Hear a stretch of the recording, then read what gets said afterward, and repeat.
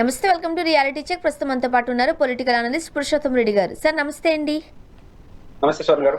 Sir, తమిళనాట రాజకీయాలు ఒక రకంగా చెప్పాలంటే ఈ జనరేషన్ అంతటికీ కూడా ఇప్పటి వరకు రాజకీయాలను చూశారంతే, విన్నారంతే, కానీ ప్రత్యక్షంగా కళ్ళ ముందు కనిపించేసరికి ఏం అర్థం కాని పరిస్థితి. 108 స్థానాలతో సింగిల్ లార్జెస్ట్ పార్టీగా అవతరించినప్పటికీ కూడా ముఖ్యమంత్రి అవడం ఎంత గడ్డు పరిస్థితులను ఎదుర్కోవాల్సిందో నీట్గా చక్కగా కళ్ళ కట్టినట్లు చూపిస్తున్నాయి తమిళ రాజకీయాలు. ఏం చెప్తారు? బేసిక్ భారతీయ జనతా పార్టీ గవర్నర్ల వ్యవస్థను పూర్తిగా దుర్వినియోగం చేస్తా ఉందనడానికి ఇది ఒక మంచి ఉదాహరణ. ఇది ఫస్ట్ ప్రయత్నం కాదు. బీజేపీ వాళ్ళు ఇది సెకండ్ టైం చేస్తున్నారు తమిళనాడులో. మీకు గుర్తుంటే జయలలిత గారు చనిపోయినప్పుడు వారు శశికళని ఫ్లోర్ లీడర్ గా ఎన్నుకున్నారు. ఫ్లోర్ లీడర్ గా ఎన్నుకుంటే దాదాపు వారం రోజుల్లో 8 రోజుల్లో గవర్నర్ పిలవలేదు, కారణం చెప్పలేదు. కానీ ఆ తర్వాత 4-5 రోజుల తర్వాత సుప్రీంకోర్టు తీర్పు ఇచ్చింది. జయలలిత గారి కేసుకు సంబంధించి ప్రూవ్ అయినట్టు శశికళకు కూడా జైలు శిక్ష పడింది.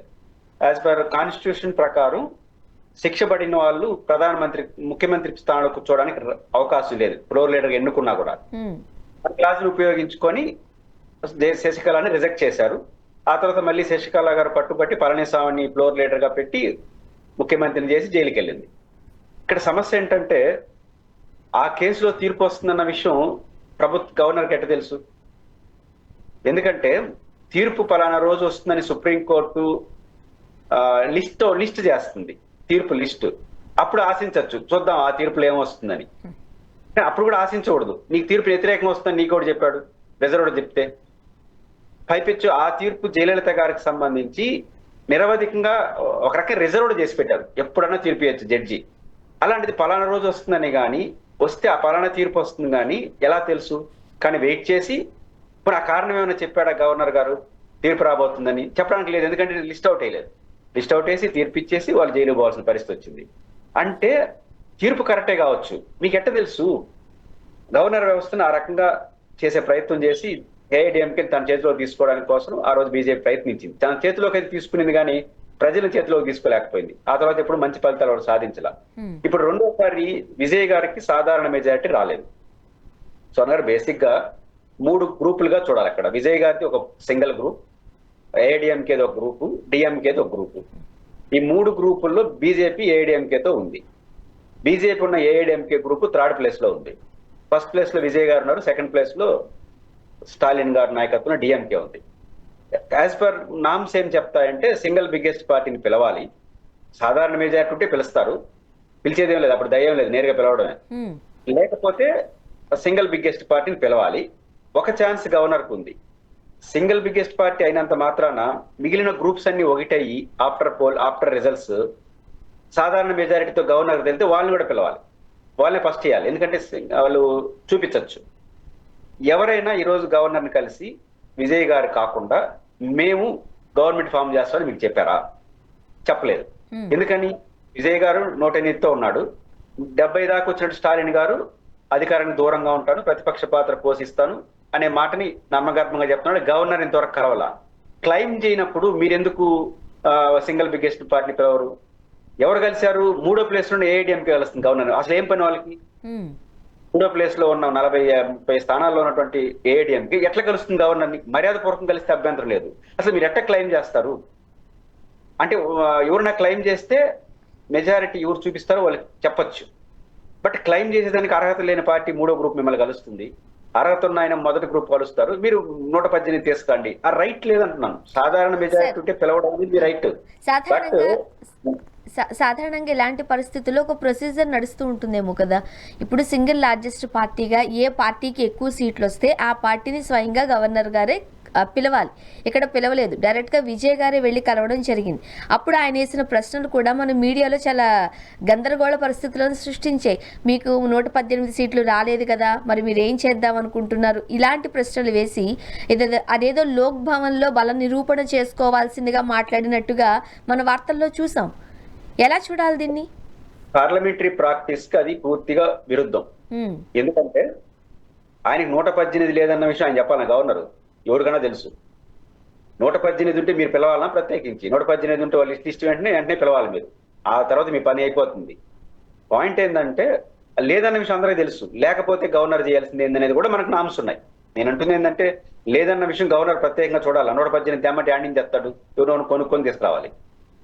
సమస్య ఏంటంటే 118 ఆయనకి లేవు, అది అందరికీ తెలుసు. 118 అనే సాధారణ మెజారిటీ లేనప్పుడు గవర్నర్ ముందున్న ఛాయిస్ ఏంటి? దానికి కూడా సాంప్రదాయాలు ఉన్నాయి. అదేంటంటే సింగిల్ బిగ్గెస్ట్ పార్టీని పిలవాలి. ఒకవేళ సింగిల్ బిగ్గెస్ట్ పార్టీ ఉన్నా మిగిలిన వాళ్ళందరూ ఒకటే మేము ఉంటామని రాతపూర్వకంగా ఇస్తే అప్పుడు కూడా పరిశీలించవచ్చు. ఎవడు రాలేదు కదా. సెకండ్ ఆప్షన్ మీకు స్కోపే లేనప్పుడు సింగిల్ బిగ్గెస్ట్ పార్టీ నామ్స్ తప్ప మీకు 118 తీస్తామంటే యాండింగ్ తీసుకొస్తాడు, ఎవరినో కొనుక్కొని తీసుకురావాలి. అది కోరుకుంటున్నాడు గవర్నర్. అది సాధ్యం కాదు. బట్ 118 లేదని కాంటారు second priority single biggest party.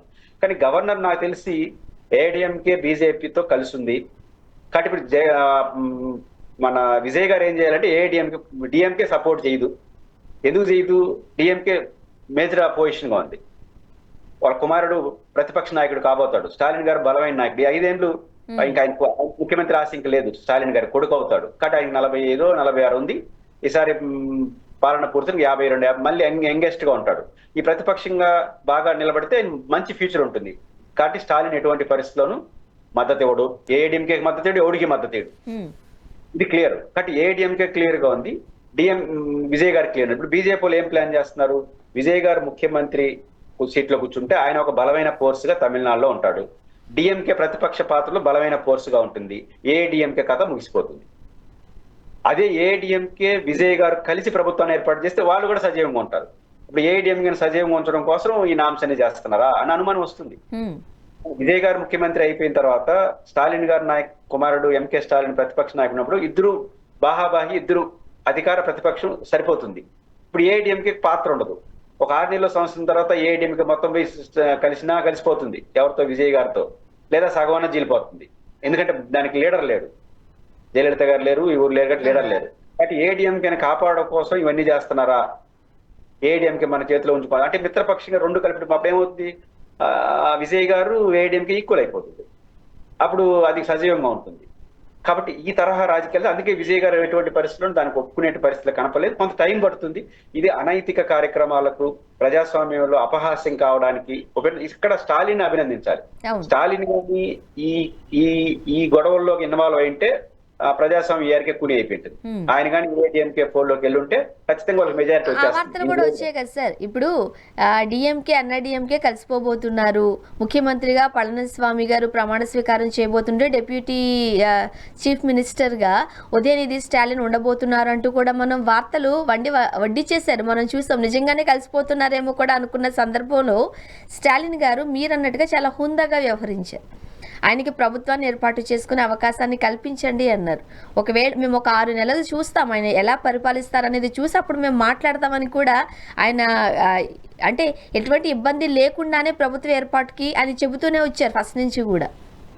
అంటే స్వర్ణ ఇక్కడ బేసిక్ గా స్టాలిన్ అత్యంత పరిణితి చెందిన నాయకుడు. ఆయన ఏమి షార్ట్ కట్ మెథడ్ చూడరు. పవర్ ఇష్టం లేని వ్యక్తి కాదు. Short cut method. ఎందుకంటే ఇప్పుడు మీకు జయలలిత గారు చనిపోయిన తర్వాత రాష్ట్రం అతలాకుతలం అయిపోయింది. లీడర్ లేడు. ఆ రోజు ఆయన అనుకోని ఉండగా ఏఐడిఎంకే చేసి ఉంటాడు. కానీ నేనుగా గెలిచి ముఖ్యమంత్రిని అవుతాను తప్ప ఇట్లాంటి చీప్ ట్యాక్ మొదటిసారి ముఖ్యమంత్రి ఒక గౌరవప్రదం కావాలని కోరుకున్నాడు. తన కొడుకు భవిష్యత్తును కూడా గౌరవప్రదం కూడా కోరుకుంటున్నాడు. ఒక 5 ఏళ్ళు వెయిట్ చేస్తాడు, లేకపోతే 3 ఏళ్ళు వెయిట్ చేస్తాడు. ఇక్కడ ఎంత దారుణమైన కాంబినేషన్ చూడండి. వాళ్ళకు ఉన్నదేమో 30 మంది, స్టాలిన్ ఉన్నదేమో 70 మంది. ఈయన ఉప ముఖ్యమంత్రి తీసుకోవాలంటే వీళ్ళు ముఖ్యమంత్రి తీసుకోవాలంట. మరీ అంత అమాయకుడు స్టాలిన్. ఇప్పుడు డిఎంకే కానీ ముఖ్యమంత్రి తీసుకుంటే అవకాశవాదం అంటారు. డిఎంకే ముఖ్యమంత్రి తీసుకుని ఏఐడిఎంకే ఉప ముఖ్యమంత్రి ఇంత అవకాశవాదం అంటారు. అదే ఏఐడిఎంకే ముఖ్యమంత్రి తీసుకుని స్టాలిన్ గాని ఉప ముఖ్యమంత్రి తీసుకుంటే అక్కడికి డిఎంకే కథ ముగిసిపోయింటుంది. ఈ స్థాయికి దిగజారంటే already MK Stalin already deputy CM అండి. కొత్తగా అయ్యేది ఏంది? ఎవరు 70 సీట్లు నుండి 30 సీట్లు మద్దతు ఇస్తాడా? అంత అమాయకుడు స్టాలిన్. కాబట్టి స్టాలిన్ వాళ్ళు వేసిన ఎత్తుగల్లో ఎక్కడ దొరకడు. స్టాలిన్ తనను తాను అనుకున్నాడు. తన భవిష్యత్తు నిర్ణయించాలనుకుంటున్నాడు. ఎట్ట చేస్తారో చూద్దాం అనే శైలిలోనే ఉన్నారు. ఆ రకంగా స్టాలిన్ యొక్క ఇమేజ్ ఖచ్చితంగా పెరిగింది. అది డిఎంకేకు ఉపయోగపడుతుంది. ఇప్పుడు బీజేపీ సౌత్ రాష్ట్రాలపైన కన్నేసింది. సో ఖచ్చితంగా కైవసం చేసుకోవడానికి ఏం చేయడానికైనా సిద్ధంగా ఉంది అంటూ వస్తున్న ఈ వార్తలకి నేపథ్యంలో ఈరోజు తమిళనాడులో చేస్తున్న రాజకీయాలు ప్రతి ఒక్కరూ బీజేపీని గమనిస్తున్నారు. ఇది మంచిదే అంటారా?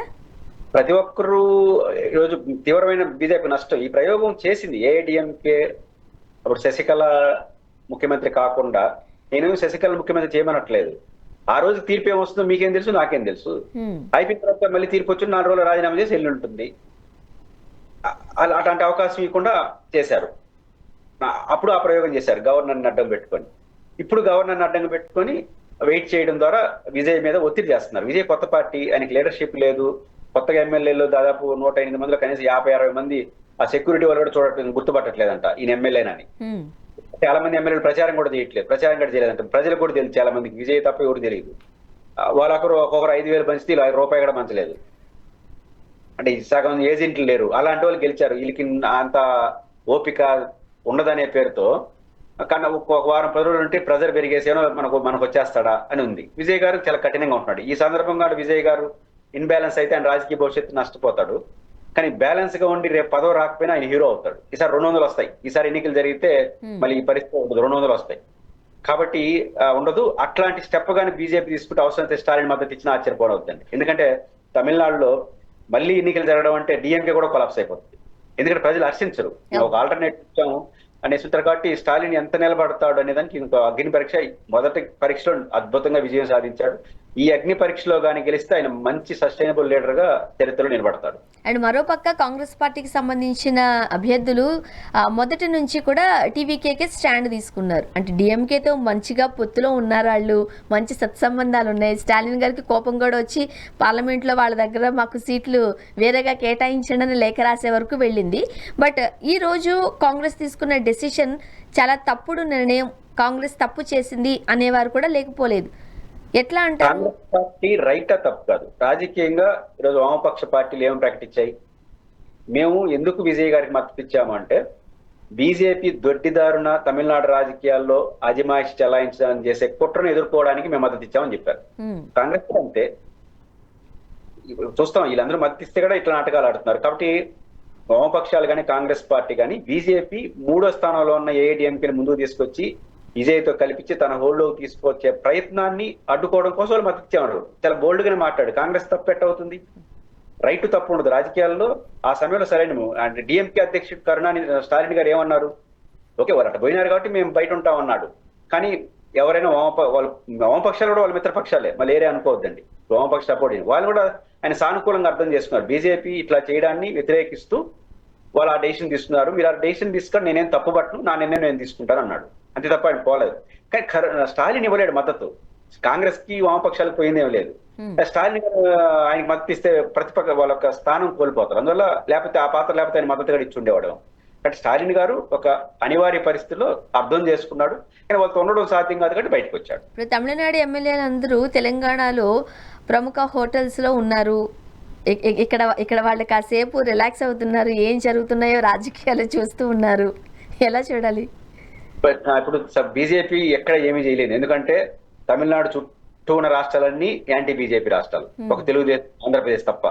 హైదరాబాద్ పోయినా సేఫ్, బెంగళూరు పోయినా సేఫ్, త్రివేంద్రం పోయినా సేఫ్. కేరళలో కాంగ్రెస్, కర్ణాటకలో కాంగ్రెస్, తెలంగాణలో కాంగ్రెస్.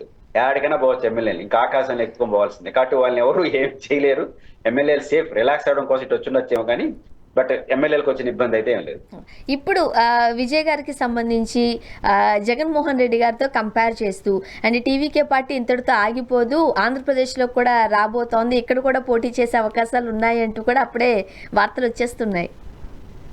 స్వర్ణ గారు బేసిక్ గా ఆంధ్రప్రదేశ్ లో విజయ్ గారు ఉన్నారు కదా, జగన్ గారు కొత్తగా విజయ్ గారు పార్టీ పెడతారని నేనైతే అనుకోను. అంత అమాయకుడు ఏం కాదు ఆయన. విజయ్ గారు జగన్ గారిని అత్యంత అభిమానిస్తారన్న విషయం క్లియర్ గా మనకు కనిపిస్తోంది కదా. ఇప్పుడు ఎన్నికల సమయంలో జగన్ అభిమానించిన ఫోటోని పబ్లిక్ గా ప్రదర్శించడం ద్వారా ఏం సందేశం ఇచ్చాడు? నా కోసం ఎవరైతే నిలబడ్డారో వాళ్ళని పబ్లిక్ గా నా వాళ్ళు అని చెప్పదలుచుకున్నాడు. దానివల్ల కొంత నష్టపోయినా పర్వాలేదు అనుకున్నాడు. ఎవరో వాళ్ళు వస్తారో తెలియదు, నా శ్రేయస్సు కోరే వాళ్ళ కోసం దిగజారడం కాకుండా తన శ్రేయస్సు కోరిన దగ్గరకు వచ్చిన వాళ్ళ అంత గట్స్ ని ప్రదర్శించాడు. జగన్మోహన్ రెడ్డి గారు కుటుంబ సభ్యుల పెళ్లికి 1కి 2 సార్లు వచ్చాడు. జగన్ గారు అంటే ఆయన ప్రత్యేక అభిమానం ఉంది వ్యక్తిగతంగా. జగన్ గారి నడక్కి విజయ్ గారి నడక్కి కొంచెం సారూప్యత ఉంది. ఆ ప్యాంటు షర్ట్ దగ్గర నుంచి, హావభావాల దగ్గర నుంచి ఎక్కడో ఒక చోట సింక్ అయింది. ఆయన కూడా ఇప్పుడు విజయ్ గారు పార్టీ పెడుతున్నాడు అంటే విజయ్ గారు కదా, మీరు ఒక మీడియా ఛానల్ నడుపుతున్నారు.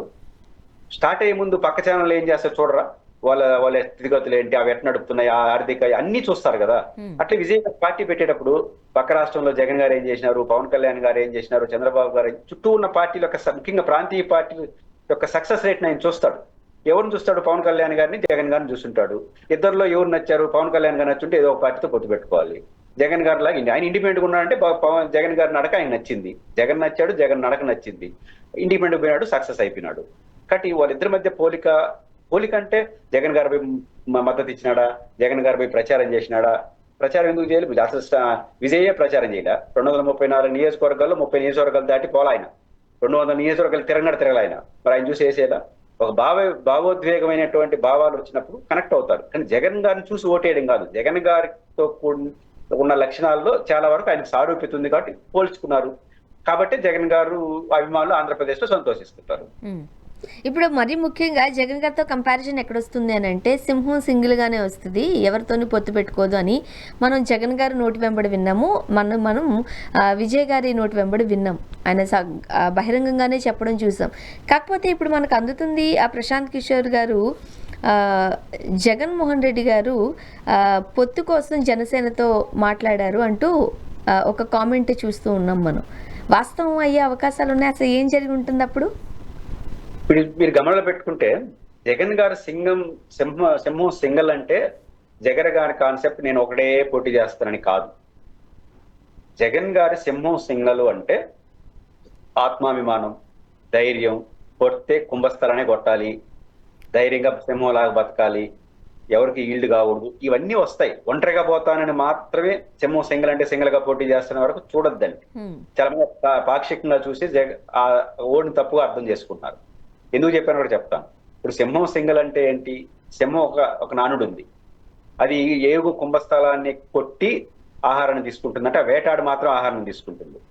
ముసలిది అయిపోయిన తర్వాత ఆ పని చేయలేదు. చేయలేనప్పుడు ఎండుగడ్డి ఉంటుంది కదా అడవిలో, దాన్ని తినడానికి అవకాశం తినదట. అంటే ఆకలి వేసినప్పుడు సింహం ఎంతకాలం బతికింది, ఇంతవరకు ఎట్ట బతికింది? ఏనుగు కుంభస్థలాన్ని కొట్టి బతికింది, వేటాడి బతికింది. ఇప్పుడు ఆ వయసు చాలలేదు కాబట్టి ఎండుగడ్డి మేసిగడ బతకదామనుకుంటే ఆ బతకదంట. అది చావడానికన్నా సిద్ధపడుతుంది కానీ అది చేయదట. అది ఒక నానుడి, అదొక అహం, నేనుగా ఉండాలనేది. ఇట్లా జగన్ గారిలో మనం చూస్తాం. జగన్ గారు ఏం పొత్తు పెట్టుకోలేదా? ప్రత్యేకించి ప్రశాంత్ గురించి చెప్పాలా, 2014 ఎన్నికల్లో జగన్ గారు పొత్తు పెట్టుకున్నాడు. అది చాలా మంది తెలియదు. ఆంధ్రాలో పెట్టుకోలేదు, తెలంగాణలో పెట్టుకున్నాడు.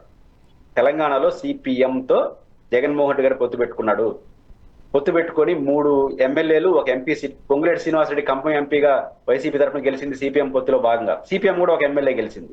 జగన్ గారు పొత్తు పెట్టుకోవడం అంటే పొత్తు పెట్టుకున్నాడు కాదు, ఆయన కాన్సెప్ట్ పొత్తు కాదు. తెలంగాణలో ఆయన రాజకీయం చేయదలుచుకోవాలా. సిపిఎం పార్టీ ముందుకు వచ్చింది, ఎక్కడో వాళ్ళు సమైక్యవాదం, ఈయన సమైక్యవాది, బట్ పులుసు వచ్చింది, వాళ్ళు ముందుకు వచ్చారు, గో హెడ్ అనుకున్నాడు. పొత్తు కోసం పొత్తు పెట్టుకోవాలి. ఆయన తెలంగాణలో గెలవడం కోసం పొత్తు పెట్టుకోవాలి. మనమేం ఆడ స్కోప్ లేదు. ఆయన పోటీ చేసింది ఒక 5-6 చోట్ల పోటీ చేశాడు కాబట్టి వాళ్ళు వచ్చారు. ఎవరికి నష్టం లేదు, వీరికి నష్టం లేదు, వాళ్ళకి నష్టం లేదు. కానీ ఆంధ్రప్రదేశ్కి వచ్చేసరికి ప్రతి నియోజకవర్గంలో ఒక కార్యకర్త ఉన్నాడు, జెండా మోస్తున్నాడు. పొత్తులో భాగంగా ఇప్పుడు ఏం జరిగింది?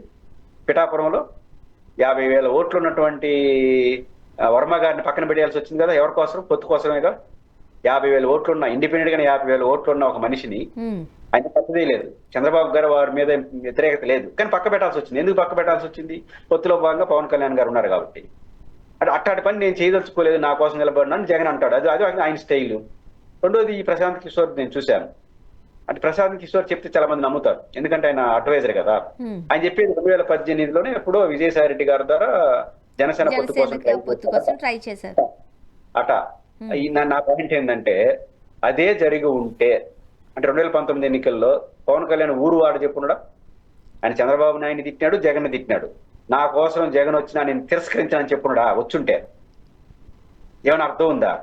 నా పాయింట్ ఏంటంటే, ఒక పవన్ కళ్యాణ్ లేని దాన్ని కూడా జగన్ గారికి వ్యతిరేకంగా చాలా మాట్లాడినాడు. 30,000 మంది ఇవన్నీ చాలా మాట్లాడాడు కదా. అట్లాంటి వ్యక్తి తన కోసం పొత్తుకొస్తే నేను తిరస్కరించాను అని గర్వంగా చెప్పుకుంటాడు. ఆయన చెప్పలేదు ఇంతవరకు. చెప్పలేదంటే పోనేత అర్థం. జగన్ గారు 100 సార్లు నేను పొత్తు పెట్టుకొని మొర్రు అంటా ఉంటే, పొత్తు పెట్టుకున్నాడు జగన్, పొత్తు కోసం ప్రయత్నించాడు, విజయసాయి రెడ్డి గారు పోయారు. ఎవరైనా స్వర్ణ గారు బేసిక్ గా రాజకీయాల్లో ఉన్నప్పుడు ఆతృత ఉంటుంది, చుట్టూ ఉన్న వాళ్ళకి ఆతృత ఉంటుంది. ఏమని? మన బాస్ కి ఇతర పార్టీ నాయకులతో మాట్లాడదాము, జగన్ దగ్గరికి తీసుకెళ్తే ఏమైనా ఒప్పుకుంటాడని. అట్లాంటి ప్రయత్నం నువ్వు చేసుండొచ్చేమో, నేను కాదన్ను. బట్ జగన్ గారి అనుమతి అయితే జరగదు. జగన్ గారి అనుమతి జరుగుంటే పొత్తు పెట్టుకుంటాడు కదా. ఆ పవన్ కళ్యాణ్ వద్దని ఉంటాడా జగన్ గారు వస్తే పొత్తుకొచ్చుంటే ఆ రోజు? కాదు కదా. తెలుగుదేశం పార్టీకి అన్కండిషనల్ గా పొత్తు పెట్టుకున్న వ్యక్తి, 21 సీట్లకే పరిమితమైన వ్యక్తి, జగన్ గారు 10-15 సీట్లతో పొత్తు పెట్టుకుంటే ఆ రోజుల్లో 19లో ఒప్పుకుంటాడు కదా. కాబట్టి ఒప్పుకుంటాడా లేదా, ఒప్పుకోని పరిస్థితి ఆ రోజే ఖండించేసి ఉంటాడు. నేను జనసేన వైసీపీకి సెట్ కాదండి ఆ రోజు ఖండించుకుంటే గర్వంగా చెప్పుకుంటాడు. నేను ఎప్పుడు పోనీ 1924లోనే చెప్పుకుంటాడు కదా. సింహం సింగల్ అంటున్నావు, నా కోసం విజయసాయిని పంపించావు కదా, ఈ రోజు వరకు మాట్లాడలేదు పవన్ కళ్యాణ్ గారు. నిజంగా అయినుంటే కాబట్టి అది నేనైతే నమ్మను. ప్రశాంత్ కిషోర్ ఏదో మాట్లాడినాడు కాబట్టి అర్థం లేని మాట్లాడు. అండ్ ప్రస్తుతానికి రోజా గారి విషయం కూడా మాట్లాడదామండి. డిఎంకేకి సపోర్ట్ చేశారు ఐరన్ లెగ్ రోజా గారు. తను ఎక్కడుంటే అక్కడే విధ్వంసం చూడాల్సిన పరిస్థితులు వస్తాయంటూ తన మీద ట్రోల్స్ ఏమంటారు? జనరల్ గా పరాన్న జీవులు అని మీరు ఎప్పుడైనా ఉంటారు, సైన్స్ లో ఉంటుంది. ఇతరుల మీద బతకడం ఆధారపడి బతికే వాళ్ళు ఉంటారు. మన సామాజిక మాధ్యాల్లో రోజా గారి మీద ఆధారపడి బతికే వాళ్ళు ఒక బ్యాచ్ ఉంది. ఎప్పుడో ఒక సందర్భంలో ఆమెతో అన్నప్పుడు నాతో అట్లానింది, నేను దీన్ని ఖండించను, ఇట్లా బతికే వాళ్ళు కొంతమంది ఉన్నారు, వాళ్ళు పొట్టెందుకు కొట్టాలి అనింది. బతికిపోతారు నా పేరు చెప్పుకోనన్న. అట్లుంటుంది ఈ వ్యవహారం. బేసిక్ గా నిజంగా రోజా గారు తిరుగుంటే ఆ వీడియోలు చూపించారు ఎందుకు? స్టార్ పర్సనాలిటీ కదా, తమిళనాడులో ఆమె తిరిగి ఉంటే ఆ వీడియోలు ఎందుకు చూపారు? ఇంతకుముందు కూడా మనం మాట్లాడుకునే వాళ్ళమేమో కూడా, ఎందుకంటే ఆ వార్తలు బయటకు వస్తాయి ఖచ్చితంగా మీడియాలో వస్తుంది కదా. ఇప్పుడు ఉదాహరణకు ఏ వీడియో చూపిస్తున్నారంటే, స్టాలిన్ గారిని బర్త్డే ఫంక్షన్ పోయింది. వాళ్ళ భర్త సెల్వమణి గారు స్టార్ డైరెక్టర్ తమిళనాడు. వాళ్ళ భర్తకున్న స్నేహుడు ఇస్తే వాళ్ళు బర్త్డేకి పోయినారు. స్టాలిన్ బర్త్డే ముఖ్యమంత్రి హోదా పెడితే ఆ బర్త్డే పోయినప్పుడు ఏం చెప్తాం? మీరు బాగున్నారు సార్, మీ పరిపాలన పోయేసి ఏదైతే మాడేసి వస్తామా? ఒక బర్త్డే పోయినప్పుడు అభినందించి వస్తాం. అట్లా స్టాలిన్ గారు మీరు బాగా పరిపాలిస్తున్నారు సార్, ఇంకా బాగా పరిపాలించండి, వెళ్ళండి, గుడ్. మాకు ఒక ఆయన ఉన్నాడు ముఖ్యమంత్రిగా, ఇచ్చిన ఏ హామీ నెరవేర్చలేదు. ఆమె ఎక్కడ పోయినా చంద్రబాబు నాయుడు మర్చిపోదు, జగన్ మర్చిపోదు. కాబట్టి ఆ అవకాశం దొరికింది కాబట్టి స్టాలిన్ ని పొగిడేసి, మా రాష్ట్రంలో ఒక ఆయన ఉన్నాడు, ఏ హామీ నెరవేర్చడు, మీరు చూడండి ఎంత బాగున్నారని చెప్పింది. ఆ వీడియో చూపిస్తున్నారు. మీరు బాగా పరిపాలించండి, బర్త్డే పోయి బాగా పరిపాలించకుండా బాగలేదని చెప్తారా? బాగలేదని చెప్పారు అసలు పోరు కదా. ఆమె ఎన్నికల్లో ప్రచారం చేయలేదు. ఎందుకు చేయలేదు అంటే, జగన్ గారు డైరెక్ట్ గా ఏ పార్టీకి మద్దతు ఇవ్వలేదు.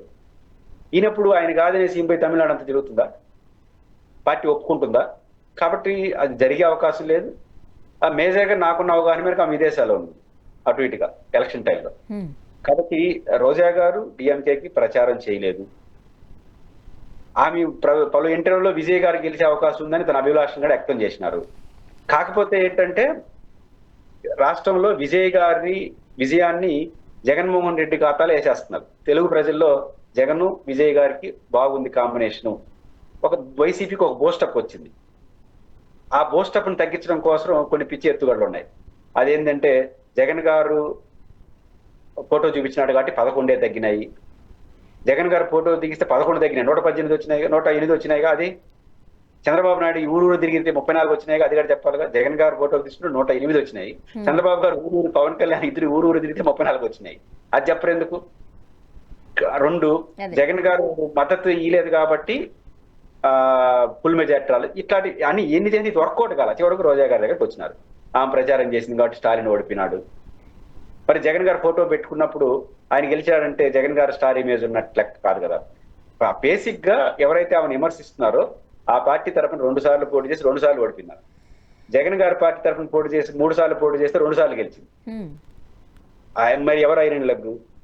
కాబట్టి ఒక మహిళా నాయకురాలుగా, ఒక ఫైర్ బ్రాండ్ గా, ఫెరోసస్ గా ఉండే వ్యక్తిని ట్రోల్ చేయడం కొంతమందికి ఒక అలవాటు. వారు అన్నట్లు మీ పేరు చెప్పుకొని విమర్శించుకుంటా ఏదో మాట్లాడుకుంటా బతికే బ్యాచ్ అవుతుంది. ఆమె కూడా దాంట్లో సానుభూతిగా చూస్తుంది, కొంతమంది బతుకుతున్నారు కదా, బతకనిలేండి అని. కాబట్టి ఇది ఇంకా ఆగదు, చెప్తూనే ఉంటుంది. ఆమె రాజకీయ జీవితం ఉన్నంత వరకు ఇట్లా ఆమె మీద ట్రోల్ చేయడం అలవాటే. ఆమె పట్టించుకోకుండా ఆమె పని ఏమో చేస్తుంది. చూద్దాం sir. Thank you so much అండి, మీ అభిప్రాయాలు పంచుకున్నారు. Thank you very much. ఇది వాళ్ళ రియాలిటీ చెక్. Stay tuned.